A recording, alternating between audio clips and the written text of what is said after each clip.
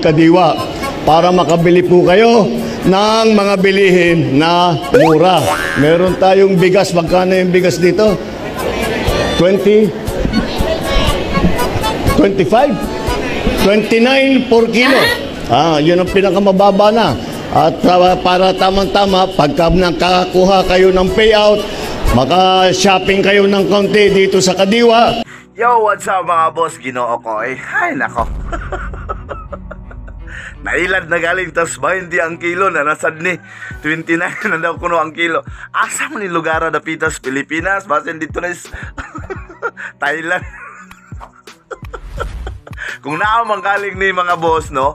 Lami kayo po yan dito. Siyempre, barato biya kayo bugas. 29, grabe kayo ba? Pero moro na akong kaistorya na budol na ta. Magpabudol pagyapon ta. Grabe. Ay, nako.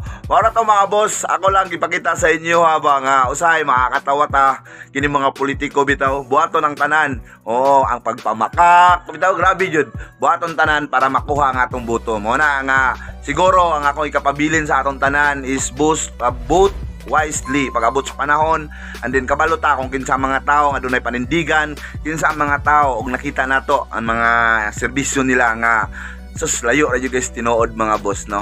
Pagkahuman bitaw murag tag uyab ang politiko, ang murag uyab ba sa wala pa grabe ang mga saad, oo, pero pag abot na sa panahon nga naa nag-uyab na, wala na, mura na dayon og kanang wala na, away na diri, away na dito, dili na kabalo mo himo sa mga gisaad mga boss. 20 ang kilo sa bugas, wa yun na nahitabo sukad-sukad. Karon ingon sila nga, oh mura na ang bugas kay 29 na daw kuno. Asa man na dapita kay duka na to na. Ay Ginoo ko. Salamat ito sa mga nagpalo sa toa og more palo pa unta. Daghan kayong salamat sa inyo mga boss. Batang Mindanao 29 Vlog TV, siyempre BM Solid Vlogs, ang inyong amigo og ubos nga alagad. Salamat.